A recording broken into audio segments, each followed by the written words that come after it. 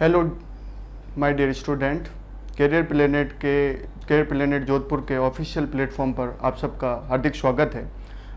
आज हम previous year RBSE 2022 का बोर्ड का प्रीवियस ईयर का पेपर सॉल्व करने वाले हैं, मैथमेटिक्स सब्जेक्ट का। माई सेल्फ असद खान जही। स्टार्ट करते हैं।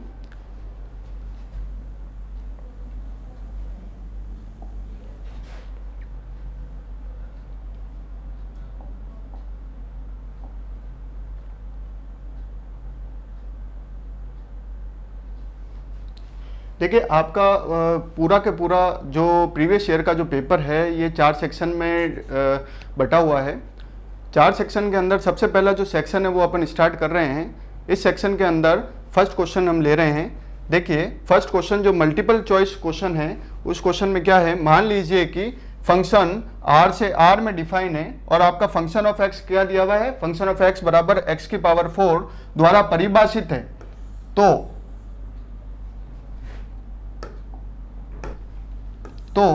फलन, इसके 4 ऑप्शन क्या क्या दिए हुए हैं। फंक्शन एकेकी आच्छादक है, फंक्शन बहु एक आच्छादक है, फंक्शन एकेकी है किंतु आच्छादक नहीं है, फंक्शन न तो एकेकी है और न ही आच्छादक है। ये 4 ऑप्शन इसके गिवन है। इंग्लिश में लिखा हुआ है बेटा, if function is defined as r to r be defined as function of x equal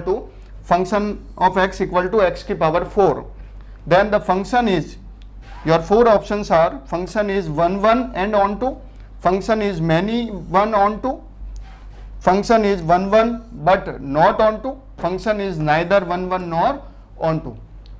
4 options are there. Now here you can see that there are 4 options and commonly there are word 1 1 and onto is used. So first of all we take the function of x equal to x की power 4. You all know the function is defined here is real to real, so we take 2 values, that is x1 and x2, both are belong to real. Now for defining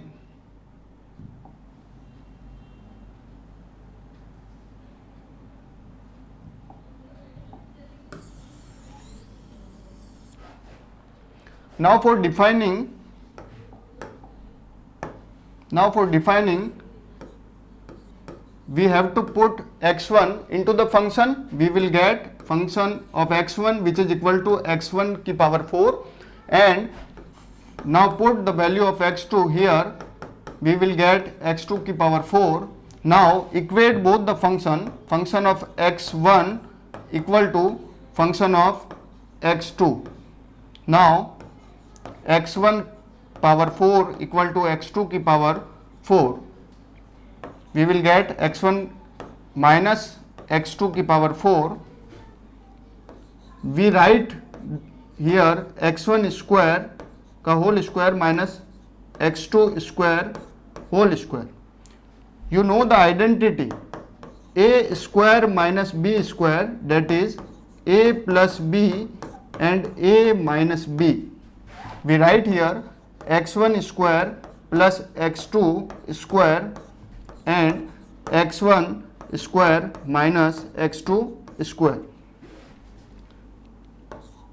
x1 square plus x2 square, x1 plus x2 and x1 minus x2. We take this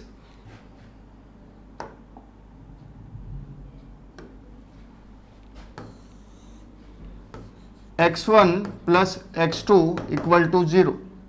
Now x1 equal to minus of x2. Here you can see that when we put the value of x1 and x2 into the function, we will get x1 is not equal to the x2, x1 equal to the minus of x2. So the given function is not 1 1 function. If we get x1 equal to x2, then we will write x1, the given function is 1 1 function. But here we get x1 is not equal to x2, so the given function is not 1 1 function. Now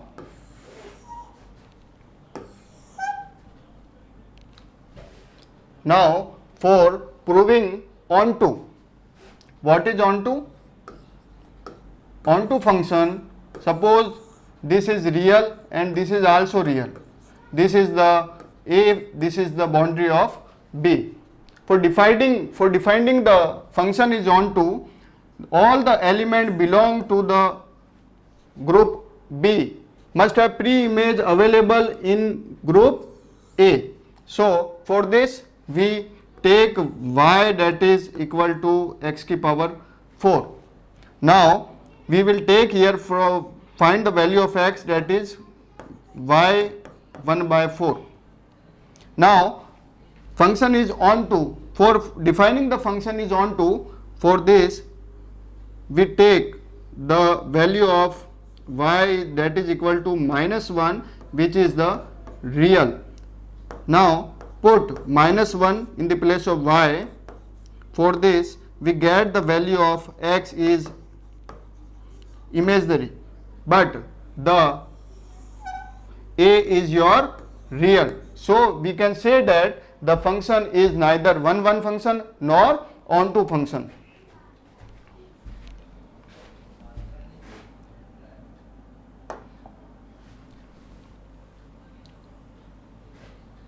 So the question is here, question is that the function is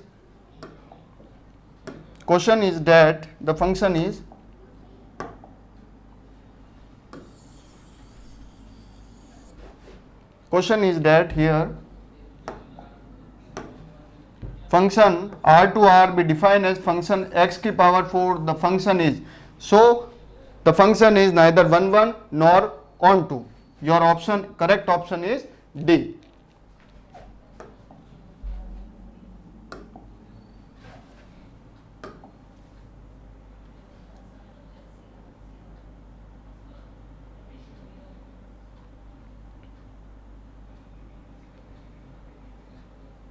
Now coming to the second question, that is, this question is from inverse trigonometry. Topic is inverse trigonometry, that 2 sin inverse 1/2 plus cos inverse 1/2 का मान ज्ञात कीजिए.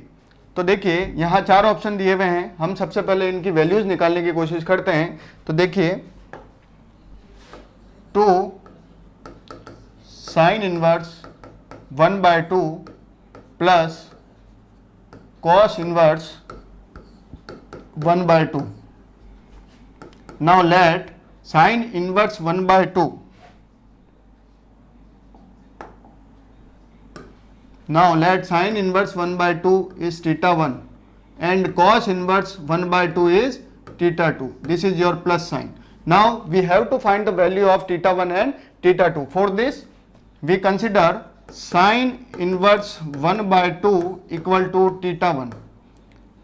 Now 1/2 that is equal to sin theta 1. Now what is the value of theta 1 in case of sin which give the value of 1/2? That is what? Pi by 6 equal to sin of pi by 6 equal to sin of theta 1. So theta 1 is equal to pi by 6. Now in the same methodology we consider theta 2 that is equal to cos inverse 1/2. Cos theta 2 equal to 1/2 cos theta 2. Cos theta 2, cos की value 1/2 में कहाँ होती है उसको देखेंगे. Cos theta 2 that is equal to cos pi by 3, यानी 60 degree के angle पर cos की वैल्यू क्या देता है? pi by 3. यानी थीटा 2 की वैल्यू यहाँ से क्या आ रही है आपके पास? pi by 3. Now we have two values, that is theta 1 and theta 2. Just put these values in this equation in the place of theta 1 and theta 2. We will get twice. Theta 1 is your pi by 6 plus theta 2. Theta is your pi by 3. Now 2 1 ja 2, 2 3 ja 6. We will get pi by 3 plus pi by 3. That is 2 pi by 3. So your answer is 2 pi by 3. In this question, your answer is 2 pi by 3. B is your correct answer.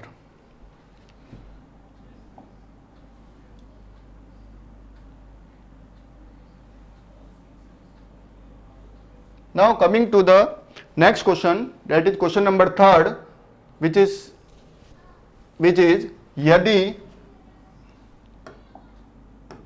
यदि A बराबर, A आपको कोई matrix दे दी, B बराबर भी एक matrix दे दी, दो आव्यूह है, दो मैट्रिक्स दे दी, AB आपको ज्ञात करना है, दोनों का गुणा कर कर आपको बताना है. इन इंग्लिश के अंदर क्या है, if A equal to matrix, B equal to another matrix are two matrices, then AB will be, चार ऑप्शन गिवन है आपको AB की वैल्यू फाइंड करनी है.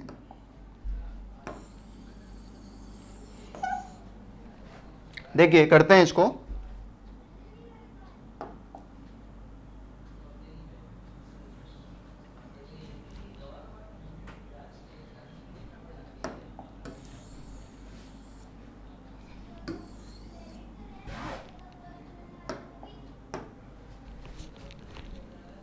देखिए क्वेश्चन क्या था, क्वेश्चन में गिवन था बेटा A equal to 2 -3 -1 and 2. B आपको गिवन है बेटा 2 3 1 एंड 2. ये दो मैट्रिक्स है और उसने क्या पूछा है आपको, उसने आपको A और B का प्रोडक्ट पूछा है. तो उसके लिए आपको क्या करना है, इन दोनों का प्रोडक्ट करना है. प्रोडक्ट में हमेशा ये वाला रूल फॉलो होता है बेटा. तो यहां से 2 को किससे मल्टीप्लाई करेंगे, 2 से, तो 2 इंटू 2, -3 को किससे मल्टीप्लाई करेंगे, 1 से, प्लस लगाकर -3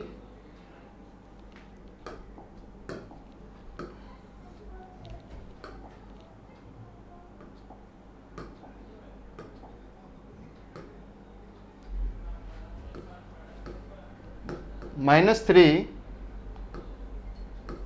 multiply by 1.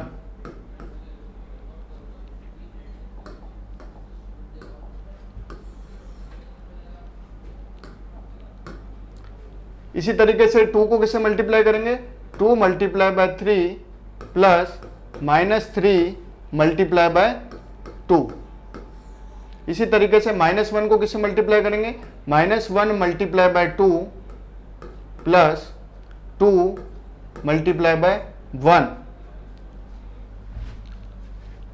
And -1 multiply by 3 plus 2 multiply by 2. Now we will get AB equal to 2 2 जा 4 -3 3 2 जा 6 -6 -2 plus 2 and -3 plus 4. We will, after solving, we will get 4 minus 3 1 0 0 and 1. Then we will get the value of AB is 1 0 0 1. Now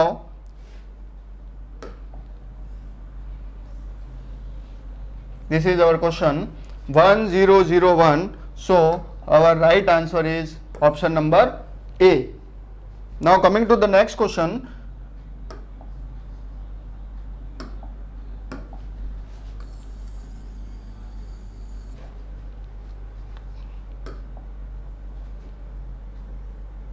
that is question number 4. देखिए क्या कह रहा है question number 4.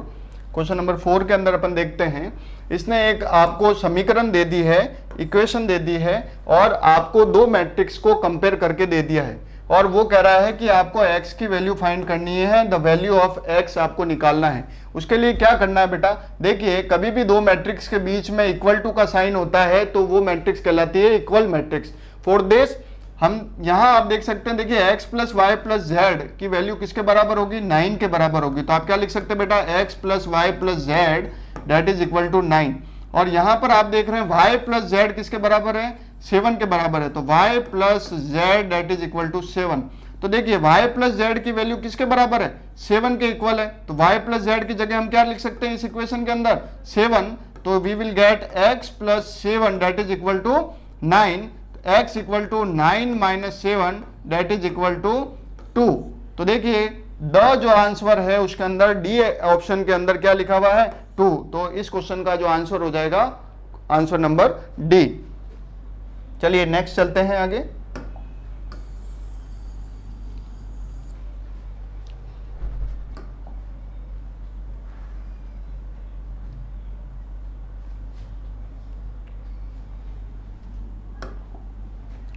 चलिए question number 5 की तरफ बढ़ते हैं।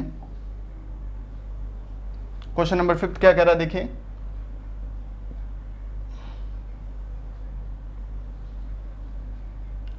देखिए क्वेश्चन नंबर 5, क्वेश्चन नंबर 5 कह रहा है यदि 3x plus 2y equal to sine x, आपको dy by d x find करना है। If 3x plus 2y is equal to sine x, you have to find the dy by d x. यहां पर derivative find करने को कह रहा है आपको। तो देखिए dy बाई डी एक्स हमेशा कहां से निकलेगा, y से निकलेगा। अगर आप x के रेस्पेक्ट में डिफरेंशिएशन करेंगे तो y का ही तो x के रेस्पेक्ट में होगा, तभी तो आपको dy बाई डी एक्स मिलेगा। तो देखिए सबसे पहले इस पूरी इक्वेशन में से अपन y फाइंड कर लेते हैं। तो y फाइंड करने के लिए सबसे पहले इक्वेशन लिख रहे हैं। इक्वेशन है हमारी 3x plus 2y that is equal to sine x. Now क्या करने जा रहे हैं हम, यहां से y की वैल्यू फाइंड करेंगे। तो y की वैल्यू क्या आ रही है देखिए 2y that is equal to sine x minus 3x। 3x को आपने उधर भेजा, जब भी कोई चीज इक्वल टू के उस तरफ जाती है तो साइन उसका चेंज हो जाता है। यहां से हम काय की वैल्यू निकालेंगे, y की वैल्यू निकालेंगे। तो y की वैल्यू क्या आ जाएगी बेटा, sign x minus 3x upon 2।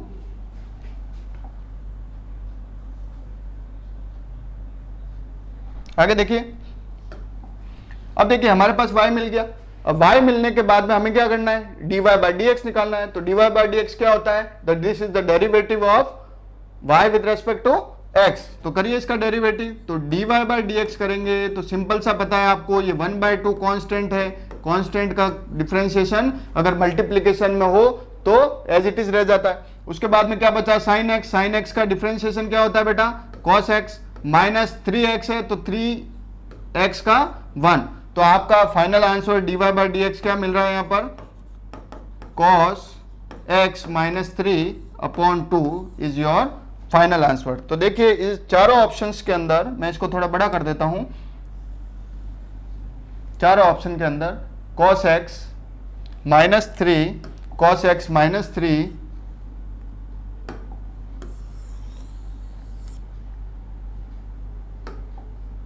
cos x minus 3 upon 2, that is your option number C आपका जो है वो करेक्ट आंसर है क्वेश्चन नंबर 5 का। आगे बढ़ते हैं।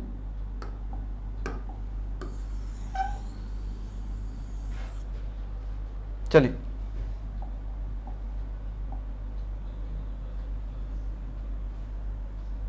क्वेश्चन नंबर 6 की तरफ चल रहे हैं। क्वेश्चन नंबर 6 क्या कह रहा है, आपको डिटर्मिनेंट के रूप में in the form of determinant, दो डिटर्मिनेंट इक्वेट करके दे दिया और कह रहा है you have to find the value of x।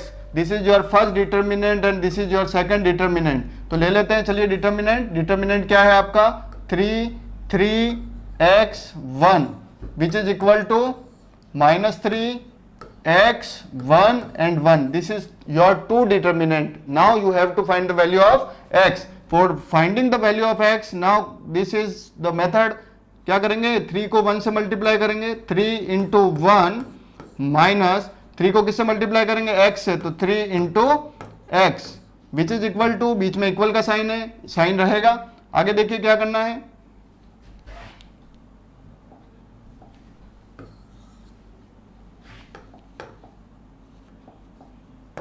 आगे देखिए -3 multiply by 1 minus 1 multiply by x। Now 3 into 1 that is equal to 3 minus 3x equal to -3 minus of x।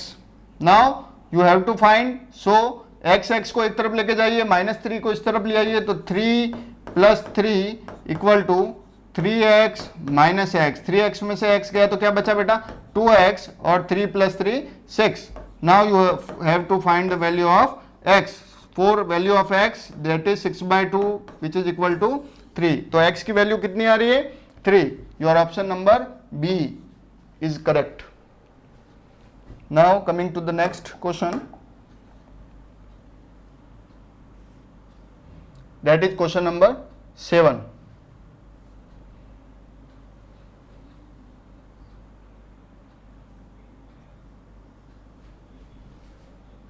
Question number 7 क्या कह रहा है, देखिए क्वेश्चन नंबर 7 के अंदर आपको एक फंक्शन दिया है एक्स क्यू लॉग एक्स और कह रहा है कि इसका x का द्वितीय कोटि दैट इज सेकेंड डेरिवेटिव निकालना है आपको।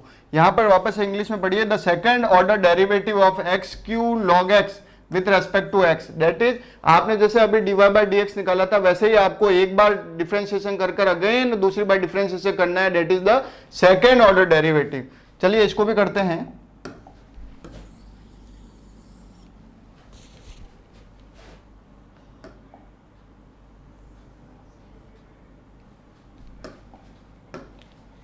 आपका जो फंक्शन है, फंक्शन क्या है, y equal to x cube log x. आपका फंक्शन क्या है, y equal to x cube log x. Now देखिए इसका सबसे पहले फर्स्ट डेरिवेटिव निकालते हैं, फिर सेकंड डेरिवेटिव निकालेंगे। तो फर्स्ट डेरिवेटिव के लिए क्या करना पड़ेगा, dy by d x. Now you can see here this is the multiplication, this is the multiplication and you have to follow the u into v. Now product of two, what is the formula, first function as it is, differentiation of second, फिर क्या लगाते हैं plus second function as it is और differentiation of first. तो देखिए क्या होगा, first function as it is that is x q as it is, differentiation of second log x का log of any function 1 upon same function plus log of any function 1 upon same function plus second function as it is log of x as it is, differentiation of first function that is 3x square. Now after solving this is x square, you will get dy by dx that is x square plus 3x square log x. This is your first derivative. क्या पूछा है इसने ये नहीं पूछा है, इसने पूछा है कि इसका सेकंड डेरिवेटिव निकालिए। नाउ सेकंड डेरिवेटिव की तरफ चलते हैं।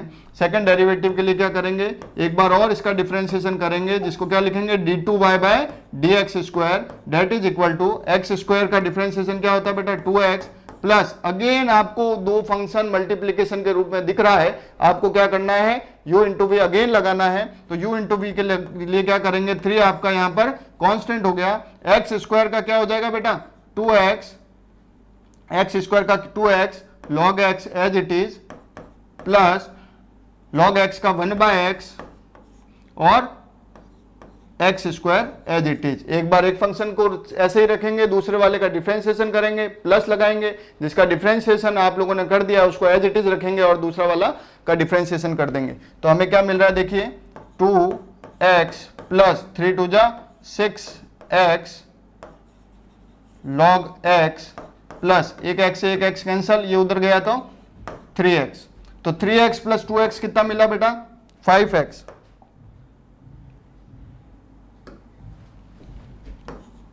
5x plus 6x log x।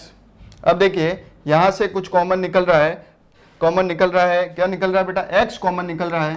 तो हमने क्या किया, x को बाहर निकाला तो क्या मिला 5 प्लस 6 log x। देखिए यहां पर चार ऑप्शन में से कौन सा ऑप्शन मैच कर रहा है, x आपका बाहर है, 5 plus 6 log x that is your option number A आपका मैच कर रहा है, x bracket 5 plus 6 log x।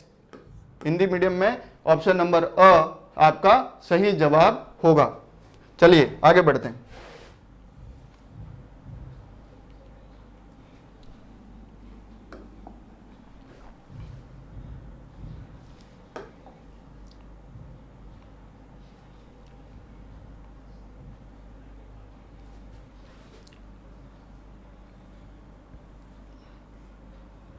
Now coming to the question number 8, एक फलन x अपॉन ई की पावर x स्क्वायर का x के सापेक्ष, क्या कह रहा है ये, x के सापेक्ष आपको क्या करना है बेटा, समाकलन करना है। The integration of the function x upon e to the power x square with respect to the x।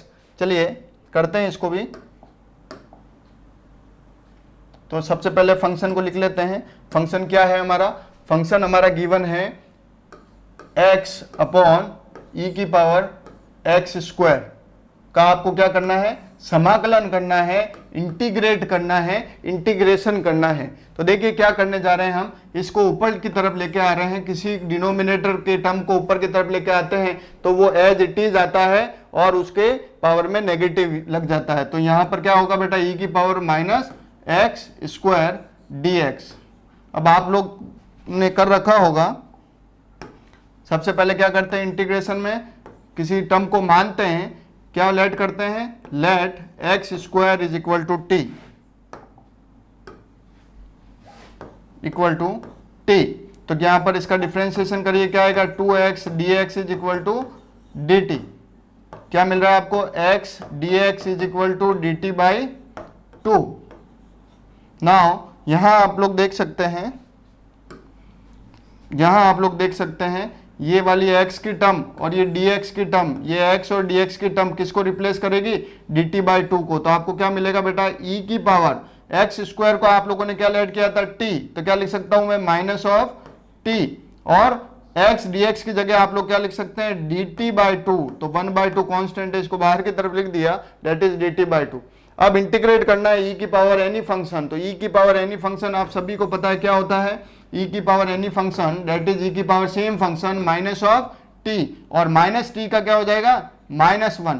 तो माइनस e की पावर माइनस t, और बाहर आपका 2 था तो वो that is as it is हो जाएगा प्लस c। तो आपका क्या मिल गया आपको? माइनस e की power minus t upon 2 plus c. What is the value of t? आपने लेट करी थी, टी की वैल्यू क्या लेट करी थी? X square. So you will get e की माइनस ई की power minus of x square by 2 plus c. अब ये माइनस में वापस से नीचे ले आइए तो क्या हो जाएगा? माइनस 1/2 ई की power x square plus c. देखिए कौन सा ऑप्शन आपका मैच कर रहा है, चेक कीजिए। देखिए माइनस का आ रहा है, 2 डिनोमिनेटर में आ रहा है, ई की पावर एक्स स्क्वायर, यानी आपका ऑप्शन नंबर ए मैच कर रहा है। देखिए बेटा ऑप्शन नंबर ए आपका करेक्ट होगा। चलिए नेक्स्ट क्वेश्चन की तरफ बढ़ते हैं।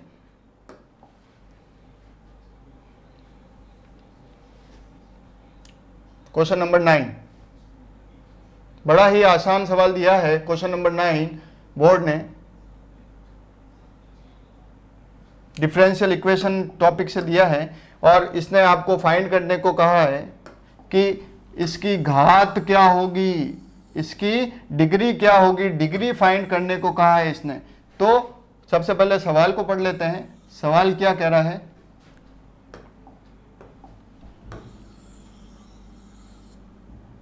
चलिए क्वेश्चन आपका कह रहा है,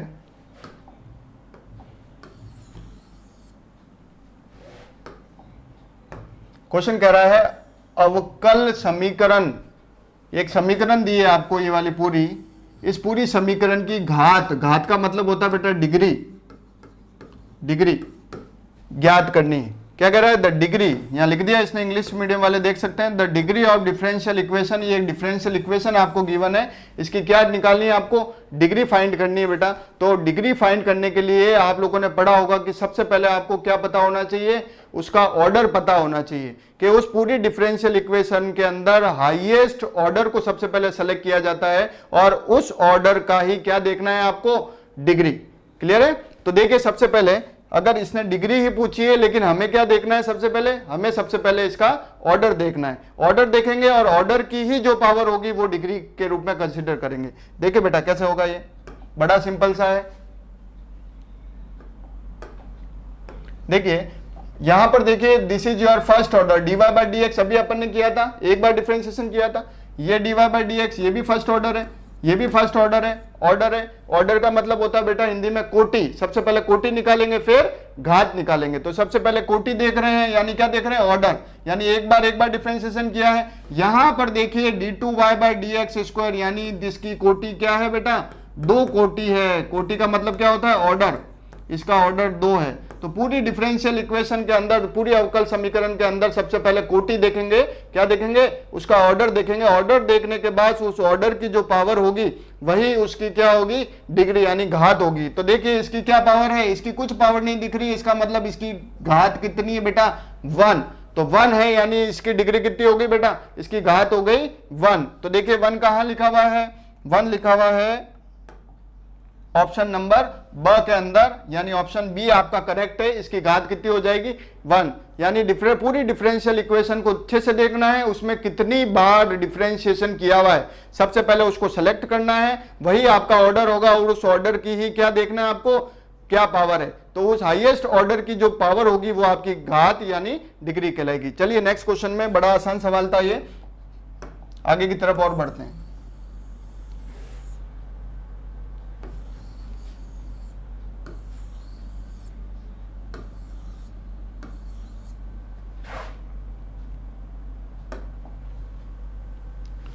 चलिए क्वेश्चन नंबर 10 क्या कह रहा है, आपको एक वेक्टर दिया हुआ है, एक सदिश दिया हुआ है बेटा, और उस सदिश का क्या करना है, इस वेक्टर का, इस सदिश का परिमाण ज्ञात करना है। मैग्नीट्यूड के बारे में बात कर रहा है। तो परिमाण किसी वेक्टर का निकालने के लिए सिंपल सा फॉर्मूला है, स्क्वायर रूट ऑफ आई के कोफिशिएंट का स्क्वायर, यहां पर आई का कोफिशिएंट कितना है, 1/√3 का स्क्वायर, प्लस जे के कोफिशिएंट का स्क्वायर, जे का कोफिशिएंट कितना दिख रहा है बेटा आपको, 1/√3 अगेन, तो 1/√3 का स्क्वायर, प्लस के कोफिशिएंट का स्क्वायर, के का कोफिशिएंट अगेन क्या है आपके, -1/√3 है बेटा, तो -1/√3 स्क्वायर। नाउ इसको जैसे ही आप सॉल्व करेंगे you will get the magnitude, that is परिमाण, मैग्नीट्यूड ऑफ द वेक्टर, इस सदिश का आपको परिमाण मिल जाएगा। देखिए इसको सॉल्व करते हैं, 1/√3 that is 1/3, plus 1/√3 that is 1/3, plus -1/√3, minus अगर किसी भी ब्रैकेट के ऊपर स्क्वायर होता है तो पॉजिटिव वैल्यू ही आपको देखने को मिलती है, तो आपको क्या मिल जाएगा बेटा, 1/3, यू विल गेट, यहाँ एलसीएम लिया आपने 3, क्या मिलेगा, 1 + 1 +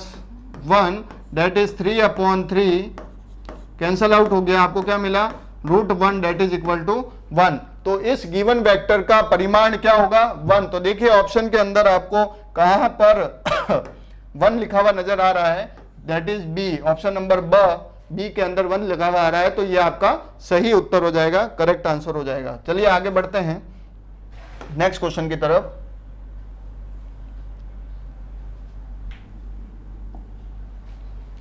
चलिए क्वेश्चन नंबर 11 की तरफ चलते हैं।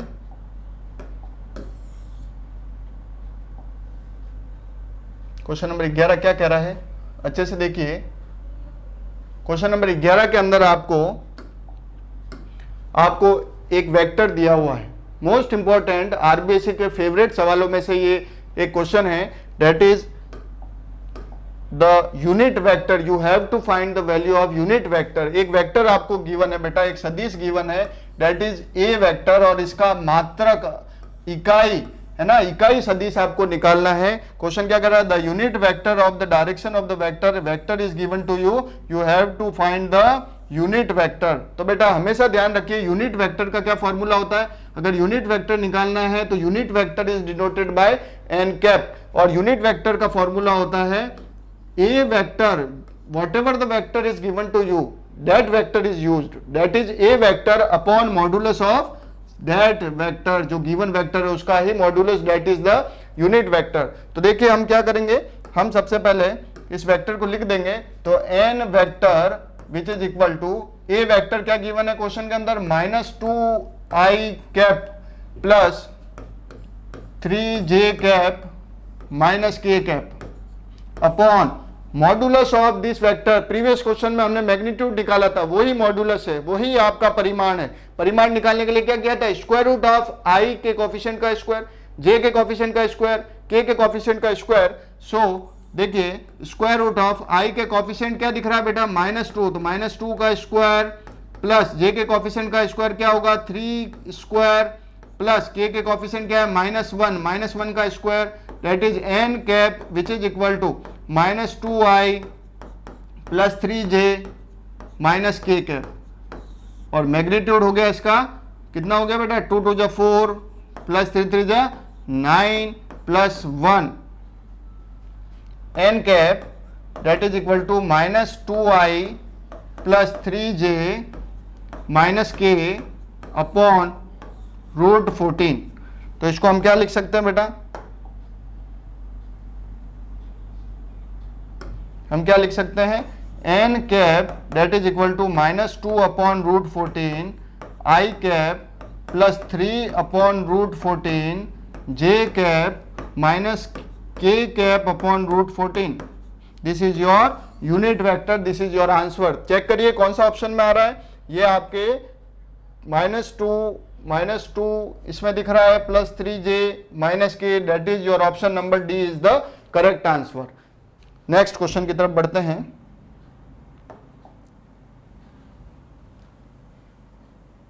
देखिए नेक्स्ट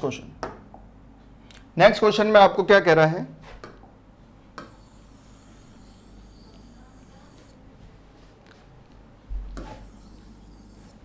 नेक्स्ट क्वेश्चन में आपको कह रहा है यदि एक पासे को 2 बार उछाला जाता है तो प्रकट हुई संख्याओं का योग 7 पाए जाने की प्रायिकता होगी।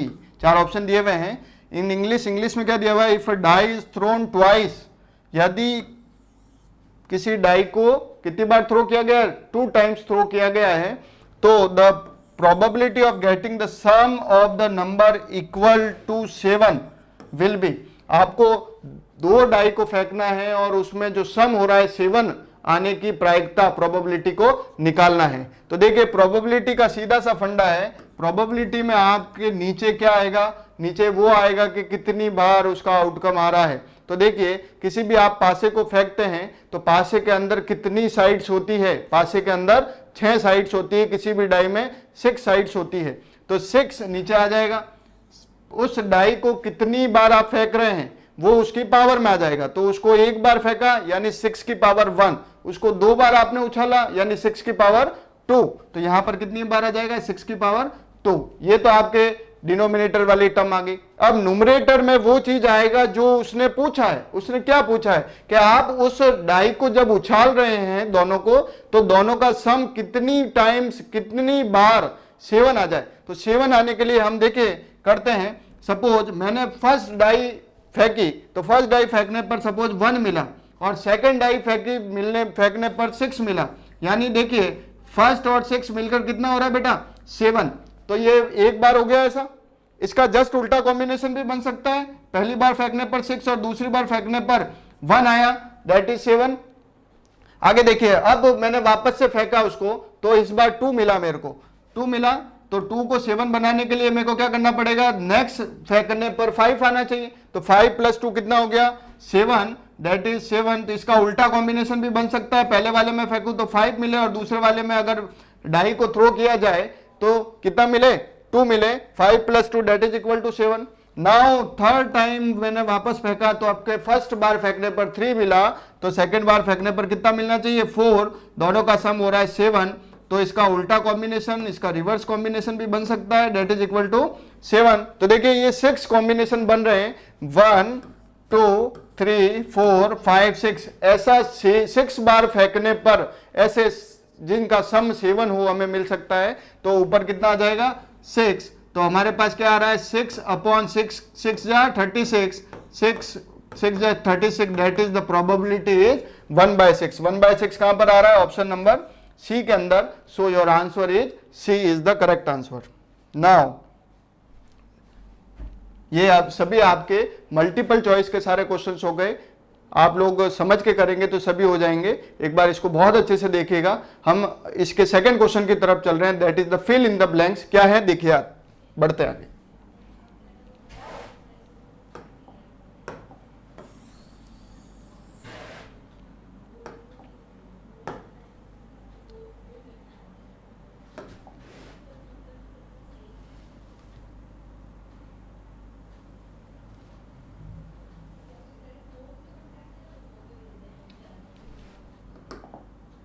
देखिए सेकंड क्वेश्चन इसने क्या दिया है, सेकंड क्वेश्चन इसने फिल इन द ब्लैंक्स के रूप में पूछा है। सेकंड क्वेश्चन क्या है देखिए बेटा, सेकंड क्वेश्चन में पूछा है यदि function of x equal to 37x³ and g of x is equal to x की पावर 1/3 हो तो you have to find GOF of fx, GOFX find करना है आपको।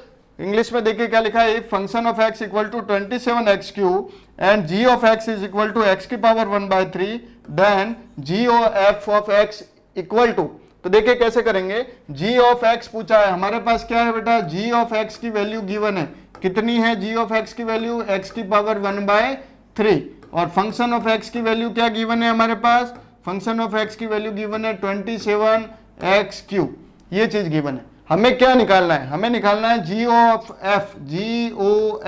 ऑफ x निकालना है। तो देखिए g ऑफ x का मतलब होता है g ऑफ, अगर अपन x लिखे तो बेटा क्या लिखेंगे, x की पावर 1/3, तो वो कह रहा है g के x की जगह फंक्शन ऑफ x को बिठाओ, तो g के x की जगह मैंने बिठा दिया फंक्शन ऑफ x, तो x की जगह बिठाया फंक्शन ऑफ x, यानी फंक्शन ऑफ x की वैल्यू क्या है 27x³, तो x जहां जहां दिख रहा है इसके अंदर वहां पर आपको 27x³ लिखना है, जहां जहां दिख रहा है वहां क्या लिखना है 27x³। सो क्या मिलेगा, g of function of x that is equal to 27 को ऐसा लिख सकते बेटा 3 की पावर 3 एंड x की पावर 3 ऑलरेडी गिवन है, दैट इज योर 1/3, 3 से 3 cancel, so your answer is 3x। What is the answer, GOF of x, तो ये आपको मिल गया 3x, तो यहां पर इसका आंसर क्या हो जाएगा 3x। क्लियर, चलिए आगे बढ़ते हैं।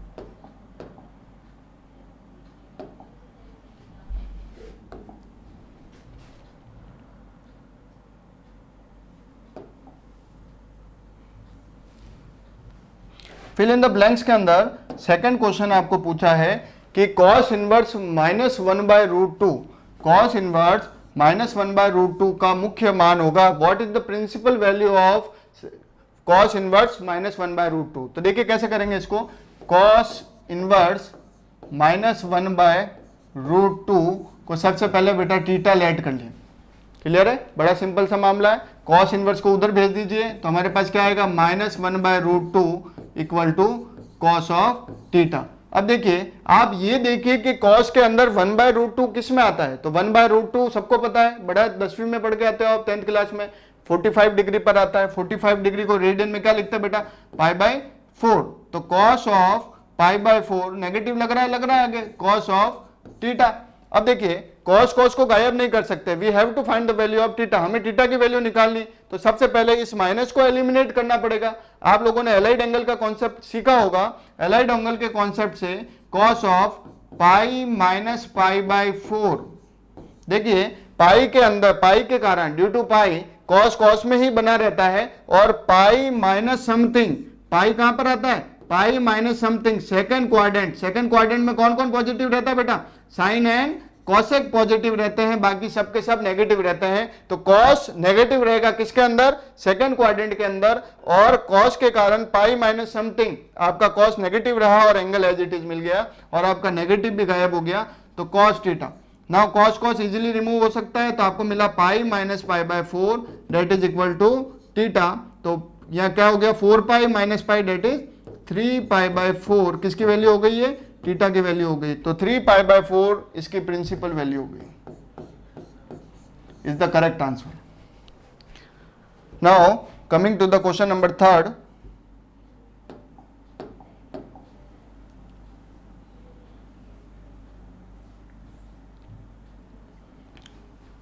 क्वेश्चन नंबर 3rd क्या कह रहा है,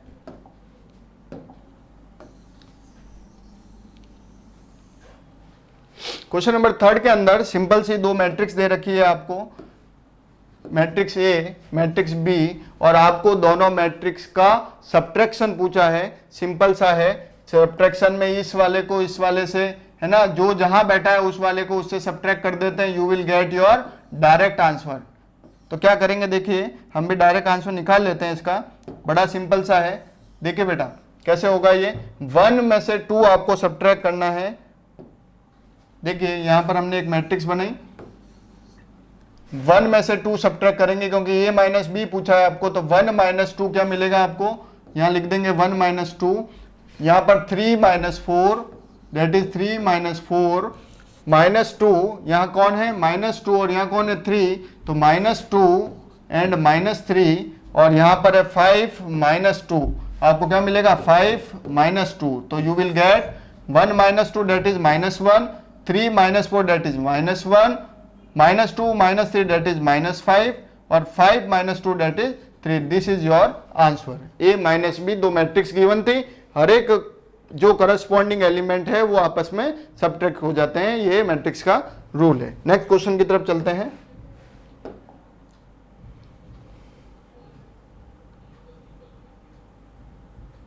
क्वेश्चन नंबर 4, अगेन आपको क्या पूछा है, डेरिवेटिव के बारे में डिस्कस कर रहा है। डेरिवेटिव पूछा है, आपको क्या दिया हुआ है बेटा, देखिए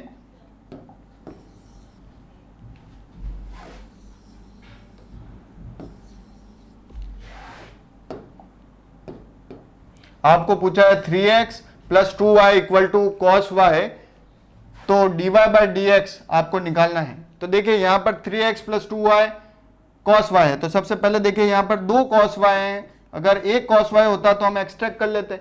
हमारे पास दो cos y, तो सबसे पहले इसका डायरेक्ट क्या कर देंगे, डिफरेंशिएशन कर देंगे, अवकलन कर देंगे और उसमें से dy बाई dx एक्सट्रैक्ट कर देंगे, अलग निकाल देंगे, हमें हमारा आंसर मिल जाएगा। देखिए करते हैं इस क्वेश्चन को, बड़ा सिंपल सा सवाल है। क्या है, क्या कह रहा है, देखिए 3x plus 2y, 3x plus 2y equal to cos y।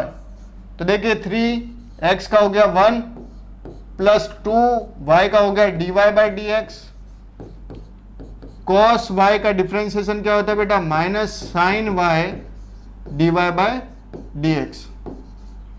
तो 3 plus dy by dx extract कर लेते हैं बेटा, तो एक्सट्रैक्ट कर लेते हैं तो क्या मिलेगा, उधर ही भेज देते हैं, तो dy बाई dx तो क्या मिल रहा है हमें, माइनस साइन y और माइनस ऑफ 2। अब देखिए dy बाई dx चाहिए आपको, तो इस वाले को नीचे भेज दीजिए, तो क्या मिलेगा हमारे पास, dy by dx equal to 3, वो भी माइनस का, और यहां मिलेगा साइन y प्लस 2। देखिए यहां से माइनस को बाहर निकाल कर इस तरफ भेज दिया तो ये दोनों पॉजिटिव हो जाएंगे, और पॉजिटिव होंगे तो इसको डिनोमिनेटर में भेज देंगे, तो हमें क्या मिलेगा, minus of 3 upon sine y plus 2, that is your answer. आगे बढ़ते हैं,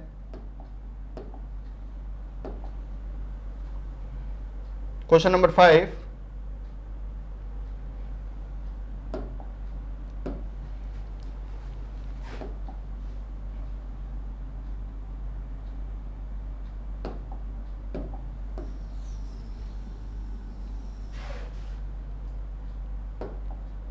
क्वेश्चन नंबर 5 क्या कह रहा है, आपको इंटीग्रेट करना है। क्वेश्चन नंबर 5 को अपन जैसे ही देखते हैं तो जब भी इंटीग्रेशन पढ़ते हैं तो ये फॉर्मूला बहुत फेमिलियर हो जाता है। ये फॉर्मूला क्या है, dx upon 1 plus x square formula होता है बेटा डायरेक्ट tan इनवर्स x का। तो आप लोग डायरेक्ट यहाँ पर लिख सकते हैं कि अगर इसका इंटीग्रेट करते हैं तो ये हो गया tan इनवर्स x, इसके बाद में इसमें लिमिट लगा रखी है 0 से 1, that is the part of the definite integration, जो कि आप लोग लास्ट में सीखते हैं, दैट इज डेफिनेट इंटीग्रेशन का पार्ट है।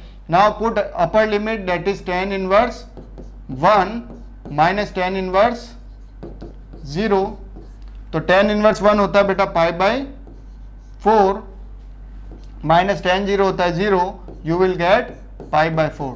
सो इसका आंसर क्या हो गया, क्वेश्चन नंबर 5 का tan इनवर्स 1, जिसका आंसर हो गया पाई बाई 4। बड़ा इजी था, आगे बढ़ते हैं।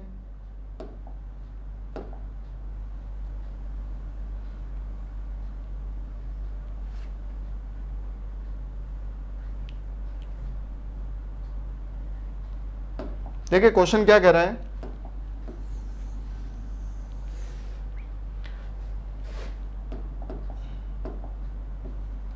क्वेश्चन कह रहा है कि बिंदुओं A और B को मिलाने वाला एवं A से B की तरफ डिस्ट सदिश है। डायरेक्टेड वेक्टर आपको फाइंड करने को कह रहा है। The vector joining the point, इस पॉइंट और इस पॉइंट का वेक्टर पूछा है, कहां से कहां तक, A से B तक पूछा है। तो देखिए सबसे पहले क्या करेंगे, पोजीशन वेक्टर A का निकालेंगे। तो पोजीशन वेक्टर ऑफ A क्या हो जाएगा आपके पास, पोजीशन वेक्टर A हो जाएगा i cap plus 2j cap plus 2k cap. यहां पर 1 2 2 दिया हुआ है, 1 के साथ आई लिख दिया प्लस 2 के साथ j लिख दिया प्लस 2 के साथ k लिख दिया। इसी तरीके से b का पोजीशन वेक्टर निकालेंगे, स्थिति सदिश निकालेंगे, तो b का स्थिति सदिश क्या हो जाएगा, b का स्थिति सदिश हो जाएगा 2i cap plus 3j cap plus k cap. ये b का स्थिति सदिश हो गया। अब आपसे क्या पूछा है यहां पर पूछा है कि director vector form A B, तो आपसे पूछा है ए बी, तो आपको लिखना है ए बी, लेकिन बाद में जो लिखा होता है उसको पहले लिखना है। तो पहले कैसे लिखेंगे, B vector minus a vector, simple सा, दोनों को सब्ट्रैक्ट कर दीजिए। यहां पर बी की वैल्यू आ जाएगी, यहां पर ए की वैल्यू आ जाएगी। तो बी की वैल्यू क्या है आपके पास, i plus 2j plus 2k minus a vector. अपन ने यहां पर b की वैल्यू लिखनी है पहले, तो b की वैल्यू लिख देते हैं। b की वैल्यू है आपके पास 2i plus 3j plus k, और यहां पर a की वैल्यू लिखनी है, यहां पर i plus 2j plus 2k। Now simply subtract कर दीजिए, 2 minus 1 that is i cap, 3 minus 2 that is plus j cap, k minus 2 that is minus k cap is the answer of directed vector AB vector। चलिए next question की तरफ चलते हैं।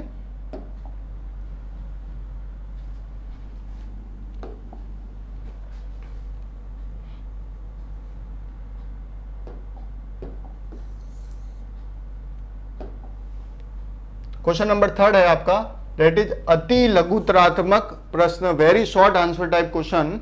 चलिए इनको देखते हैं कैसे करेंगे इनको। ये क्वेश्चन क्या कह रहा है कि function of x equal to 2x द्वारा प्रदत्त फलन f n to n that is natural to natural, प्राकृत संख्याओं से प्राकृत संख्याओं की तरफ दर्शाइए कि फंक्शन ऑफ x आच्छादक नहीं है। इंग्लिश में क्या कह रहा है, show that the function of x defined by natural to natural given by function of x equal to 2x is not onto function। बड़ा सिंपल सा सवाल है, आपको क्या करना है, function of x equal to क्या लिखना है, 2x। आप सभी को पता है फंक्शन ऑफ x की वैल्यू किसके बराबर होती है, y के इक्वल होती है, तो इसको y के इक्वल कर दीजिए। तो y equal to 2x। Now you have to find the value of x, x की वैल्यू हो गई y बाय 2।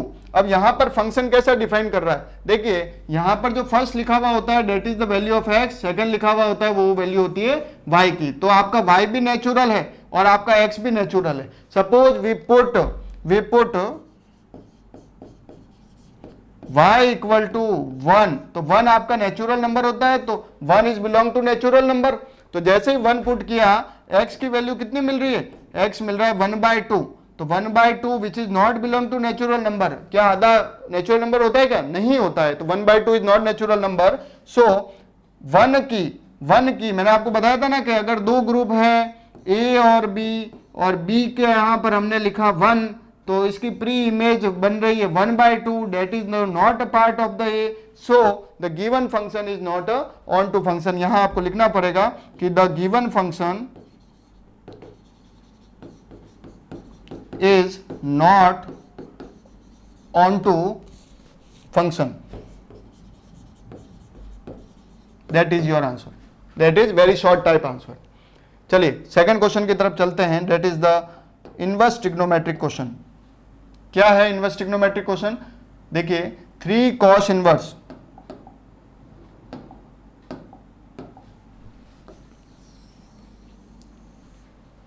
क्वेश्चन है आपका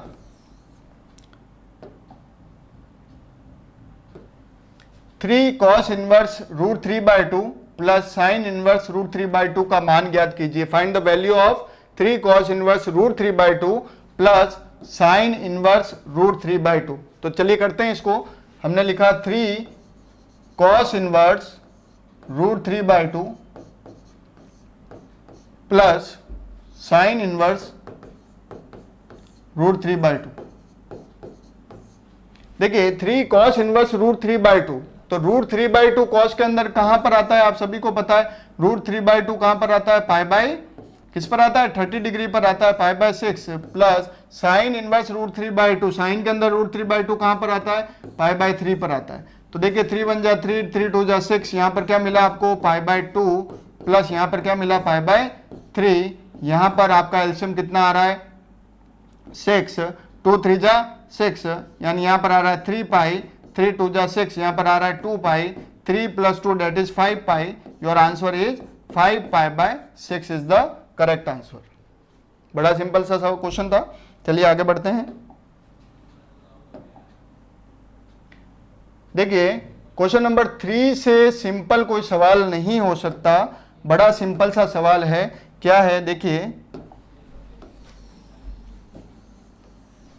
क्वेश्चन नंबर 3 क्या कह रहा है, देखिए समझिए इसको। 3x3 कोटि का तत्समक अवयव लिखिए, 3x3 कोटि का तत्समक अवयव लिखिए। इन इंग्लिश क्या कह रहा है, राइट द आइडेंटिटी मैट्रिक्स। क्या कह रहा है बेटा, right the identity matrix of order 3x3। तो 3x3 का मतलब इसमें 3 कॉलम हुए और 3 क्या हो गया, रो हो गई।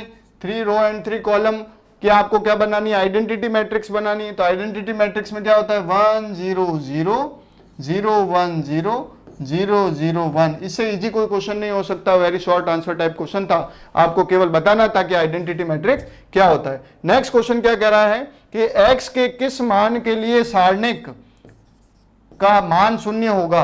क्या कह रहा है, for which value of x the value of determinant will be 0। तो आपको जो भी डिटर्मिनेंट दिया हुआ है इसको एक बार 0 के बराबर करके देखिए। तो करते हैं, देखिए इसको यहां लिखा है 3 2 5 और x, इसको अपन ने किसके बराबर कर दिया, 0 के। अब डिटर्मिनेंट सॉल्व करना आना चाहिए। डिटर्मिनेंट में 3 को किससे मल्टीप्लाई करते हैं, x से, माइनस का साइन लगाते हैं, और 5 को किससे मल्टीप्लाई करते हैं, 2 से, दैट इज इक्वल टू 0। तो x की वैल्यू किसके बराबर आ रही है, 10/3। So for the value of x equal to 10/3 the given determinant is equal to 0। तो ऐसा क्वेश्चन जिसमें आपको कहे कि इस पूरे की वैल्यू 0 है, तो सबसे पहले क्या करेंगे, इसको 0 के बराबर करेंगे। और 0 के बराबर एक बार ये हो जाता है, फिर आपको इसको डिटर्मिनेंट को सॉल्व करना है। डिटर्मिनेंट सॉल्व करके जो अननोन वैल्यू है x वो फाइंड करनी है आपको। बड़ा सिंपल सा सवाल था। आगे बढ़ते हैं इसके बारे में।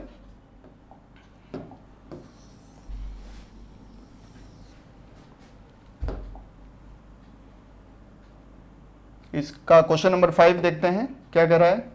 क्वेश्चन नंबर 5 कह रहा है कि सारणिक, ये आपको 3 ऑर्डर 3x3 जिसके अंदर 3 कॉलम है 3 रो है, 3 कॉलम एंड 3 रो की सारणिक दे दी, डिटर्मिनेंट दे दिया कि अवयव 6 का उप सारणिक ज्ञात कीजिए। क्या कह रहा है बेटा, find the minor of the element 6 of the determinant. तो ये आपको एक डिटर्मिनेंट दी हुई है, इस डिटर्मिनेंट में जो 6 एलिमेंट है इसका माइनर निकालना है। तो 6 कहाँ बैठा है, यहाँ बैठा है, तो 6 को छुपाओ, दोनों तरफ से जो भी एलिमेंट है उनको छुपाओ, इधर भी छुपाओ, ऊपर भी छुपाओ। समझ में आ रही है बात। उसके बाद में जो जो दिख रहा है उसको लिखो। क्या दिख रहा है आपको, आपको दिख रहा है 1 दिख रहा है, 2 दिख रहा है, 9 दिख रहा है और 4 दिख रहा है। अभी अभी अपन ने उप सारणिक सॉल्व किया था, डिटर्मिनेंट को सॉल्व करना सीखा था। क्या किया था उसके अंदर, 4 को 1 से मल्टीप्लाई किया था, तो 4 × 1 माइनस का साइन लगाया था। 9 को किससे मल्टीप्लाई किया था, 2 से, तो 4 1 जा 4, -9 2 जा 18, 4 - 18 that is equal to -14 is your correct answer. बड़ा सिंपल सा सवाल था। नेक्स्ट क्वेश्चन की तरफ बढ़ते हैं।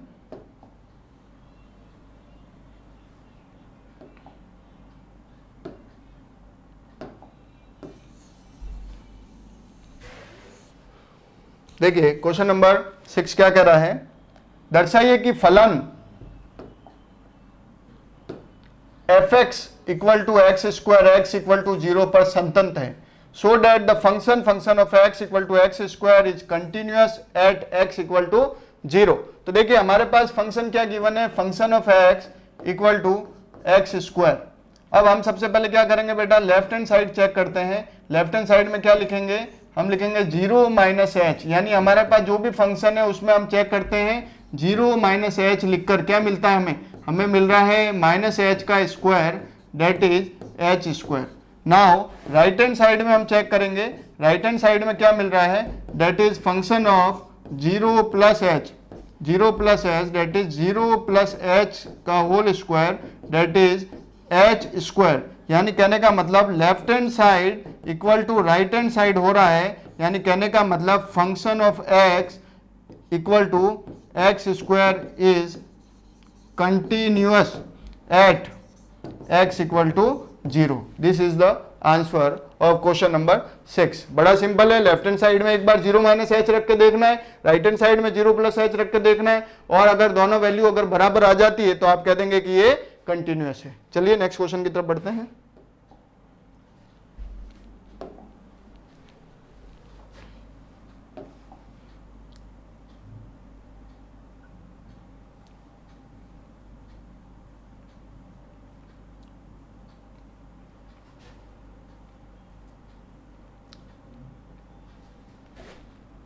देखिए नेक्स्ट क्वेश्चन क्या कह रहा है, 7th क्वेश्चन कह रहा है कि इंटीग्रेट करना है आपको क्यूब रूट लिखा हुआ है किसका, x की पावर 4 dx का। तो देखिए बेटा क्या करना है, यह लिखा हुआ है इस तरीके से, यहां पर क्यूब है, यहां पर x की पावर 4 है, dx है। तो देखिए इसको कैसे लिख सकते हैं बेटा, इसको लिख सकते हैं 4 की पावर 3 dx।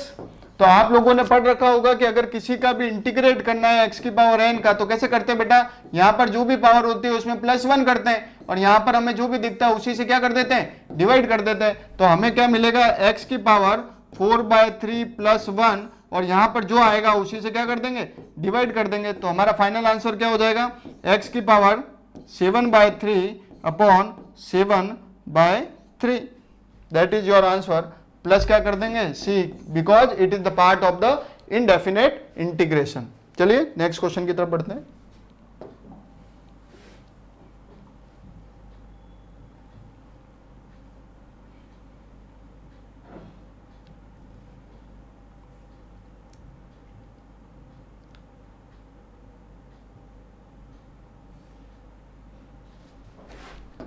नेक्स्ट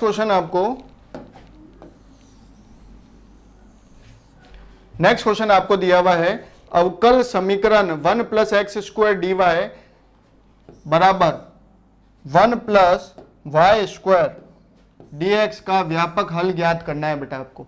तो देखिए find the general solution of the differential equation this.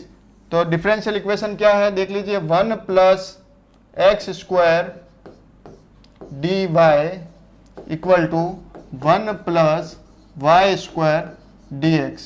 This is your differential equation.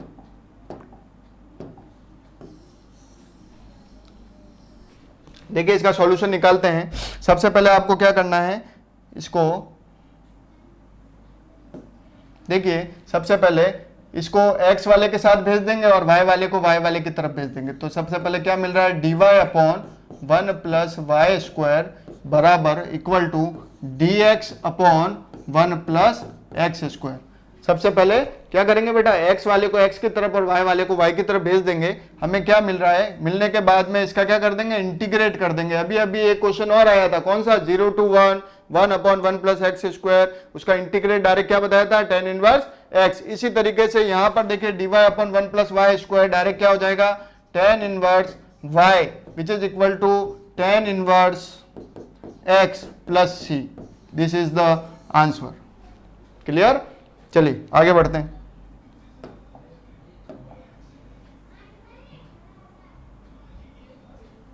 Next question की तरफ बढ़ रहे हैं। नेक्स्ट क्वेश्चन क्या कह रहा है, ऐसे वक्र का समीकरण ज्ञात कीजिए। पिछला मिटा देते हैं। नेक्स्ट क्वेश्चन कह रहा है, ऐसे वक्र का समीकरण ज्ञात कीजिए जिसके किसी बिंदु x, y पर स्पर्श रेखा की प्रवणता कितनी दी हुई है बेटा, 3x² अपॉन y² दी हुई है। तो देखिए क्या है इंग्लिश के अंदर, find the equation of the curve if the slope of the tangent at a point x, y of the curve is 3x² upon y²। तो आप लोगों ने स्ट्रेट लाइन की इक्वेशन सभी ने पढ़ रखी है, y = mx + c। Class 11th में पढ़ के आते हैं आप लोग, y = mx + c। अब यहां पर स्लोप गिवन है, स्लोप यानी प्रवणता गिवन है, प्रवणता यानी m का मान कितना गिवन है, 3x² अपॉन y²। तो यहां पर पुट कर देंगे y इक्वल टू m की वैल्यू कितनी गिवन है, 3x² upon y² multiply by x plus सी।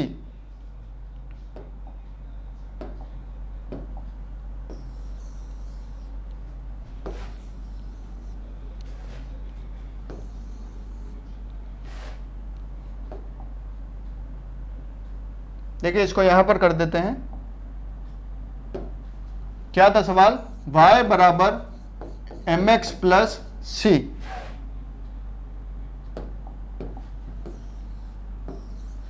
तो यहां पर हमें क्या गिवन था बेटा? यहां हमें m की वैल्यू गिवन है, m is your slope. m की वैल्यू कितनी गिवन है यहां पर? 3x square upon y square. तो देखिए y बराबर, you just put m equal to here in a straight line equation, तो क्या हो जाएगा? 3x square upon y square, x आपका ये एज इट इज आ जाएगा x प्लस सी। तो आपको क्या मिलेगा? y को इधर मल्टीप्लाई किया तो y cube equal to 3x cube plus C y square. या तो ये लिख सकते हैं या इस पूरे को भी सी डैश के plus 3x cube plus y cube. दोनों ही आंसर करेक्ट है। यहां पर भी छोड़ेंगे तब भी सही है, इसको छोड़ेंगे तब भी सही है। ठीक है, that is your straight line equation. Slope is given to you, just put slope m here, you will get your answer.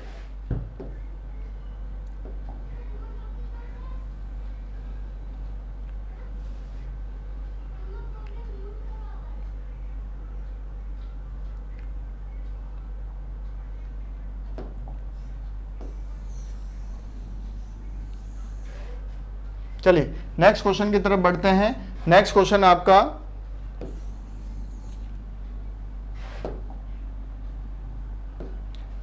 आपका दिया हुआ है सदिशों, सदिश वेक्टर क्वांटिटी से क्वेश्चन है।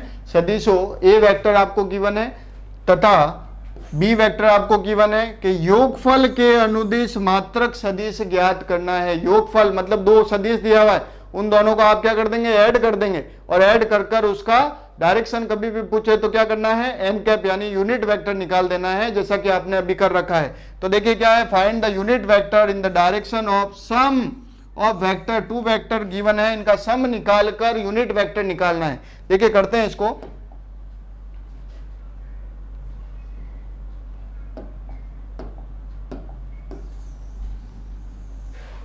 देखिए आपके पास जो ए वेक्टर गिवन है, ए वेक्टर क्या गिवन है? ए वेक्टर आपके पास गिवन है 2i cap plus 2j cap minus 5k cap. ये आपके पास ए वेक्टर गिवन है। आपके पास बी वेक्टर जो गिवन है वो है आपके पास 2i cap plus j cap plus 3k cap plus 3k cap, ये आपके पास गिवन है। अब क्या करना है? इन दोनों का योगफल करना है, इन दोनों का एडिशन करना है। तो a प्लस बी किया तो 2 प्लस 2 कितना हो गया? 4i कैप, 2 प्लस j कितना हो गया? 3j कैप, और माइनस 5 प्लस 3 कितना हो गया? Minus 2k cap. तो इस तरीके से आपको a प्लस बी का योग कर दिया। वो कह रहा है a प्लस बी का जब योग किया उसी की डायरेक्शन में वेक्टर निकालिए। तो डायरेक्शन में वेक्टर, डायरेक्शन वर्ड यूज आए तो उसका क्या करेंगे? एकांक सदिश निकाल देंगे। इसका क्या कर देंगे? इन दोनों का यूनिट वेक्टर निकाल देंगे। तो यूनिट वेक्टर क्या होगा? ये खुद जो आपने सम करके निकाला, और इसका मैग्नीट्यूड, इसका परिमाण, तो इसका परिमाण निकाल देंगे। तो ये खुद कितना हो गया? 4i plus 3j minus 2k, और इसका मैग्नीट्यूड क्या हो गया? 4i के कोफिशिएंट का square, that is 4 square 3 square plus minus 2 square. तो आपका आंसर आ जाएगा 4i cap plus 3j cap minus 2k cap upon square root of 4 4 जा 16 प्लस 3 3 जा 9 प्लस 4। तो क्या आ जाएगा आपका final answer? 4 upon root 29 i cap plus 3 upon root 29 j cap plus minus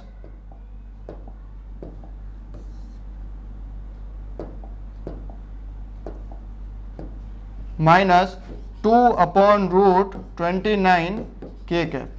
that is your answer, that is your final answer. चलिए next question की तरफ बढ़ते हैं। बड़ा सिंपल सा क्वेश्चन था। कभी भी डायरेक्शन के रूप में क्वेश्चन पूछे, सम करने को कहे, मल्टीप्लिकेशन करने को कहे, और उसको कहे कि इस डायरेक्शन के रूप में आपको निकालना है, तो क्या करना है? उसका यूनिट वेक्टर निकालना है आपको। सबसे पहले जो प्रोडक्ट कहे, सम कहे तो सम करिए, सम करने के बाद एक वेक्टर मिलेगा आपको, उस वेक्टर को क्या करना है आपको, सम करने के बाद में उसका यूनिट वेक्टर के लिए वो खुद वेक्टर लिख दिया और उसी का मैग्नीट्यूड से डिवाइड कर दिया। This is the process. चलिए आगे बढ़ते हैं।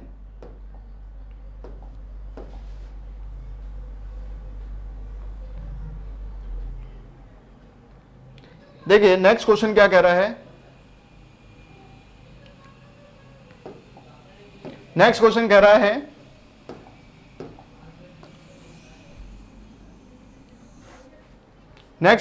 है एक सदिश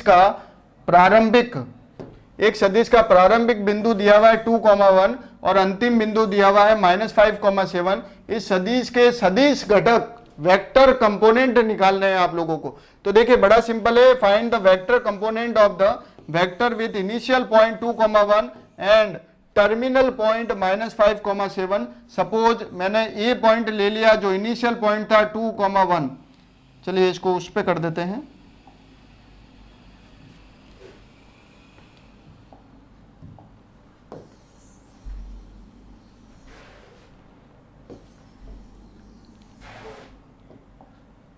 सपोज ए पॉइंट मैंने ले लिया जो इनिशियल पॉइंट था 2,1 और फाइनल पॉइंट मैंने ले लिया बी और बी पॉइंट यहां पर दिया हुआ है -5,7। आपको क्या करना है, आपको ए बी निकालना है। मैंने अभी अभी बताया था ए बी निकालने के लिए क्या करते हैं, बी माइनस ए करते हैं। बी माइनस ए मतलब ए का पोजीशन वेक्टर क्या होगा 2i प्लस जे, ये हो गया आपका ए का पोजीशन वेक्टर और बी का पोजीशन वेक्टर क्या हो जाएगा आपके -5i प्लस 7j।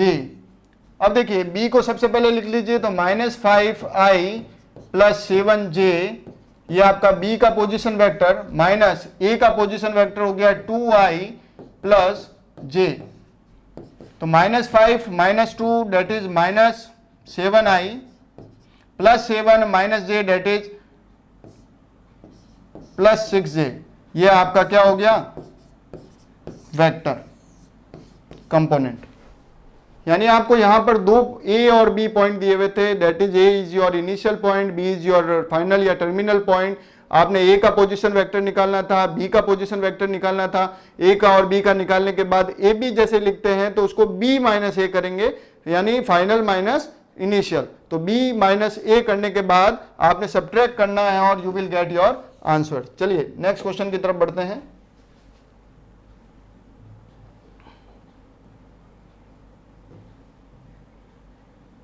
देखिए नेक्स्ट क्वेश्चन क्या कह रहा है,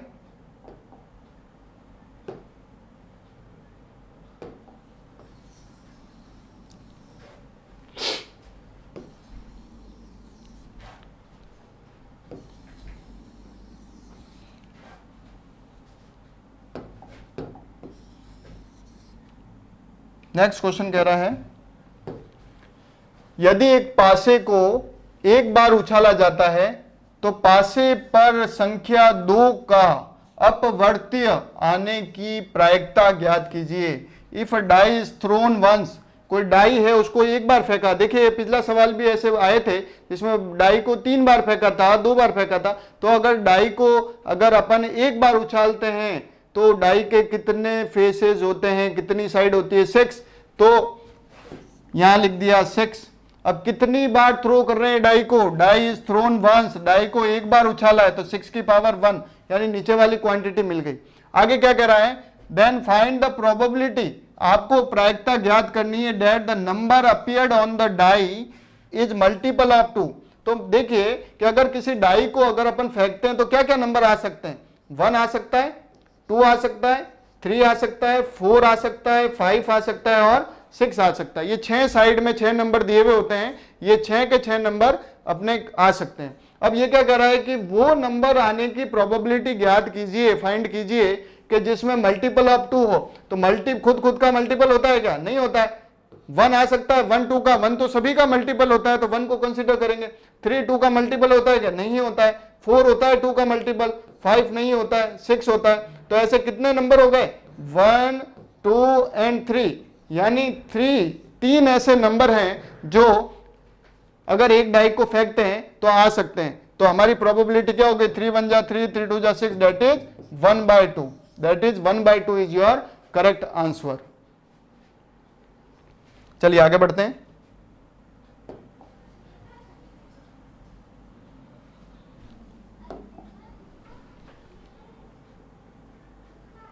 चलिए, तो यहां तक आपका सेक्शन ए कंप्लीट होता है। होपफुली आप लोगों ने बहुत अच्छे से देखा होगा, बहुत अच्छे से सुना है और देखा है, एक एक क्वेश्चन को बहुत अच्छे से किया गया है। तो आज के लिए यहीं तक ही करते हैं। सेक्शन ए के सारे क्वेश्चन बड़े डिटेल में हमने देखे। नेक्स्ट लेक्चर के अंदर यहीं पर कैरियर प्लेनेट जोधपुर के इस ऑनलाइन प्लेटफॉर्म के अंदर हम सेक्शन बी, सेक्शन सी और सेक्शन डी को भी नेक्स्ट सॉल्व करने वाले हैं। तो आप लोग इसको सेक्शन ए को बहुत अच्छे से देखें और तैयार करें आगे आने वाले एग्जाम के लिए। All the very best for your next examination.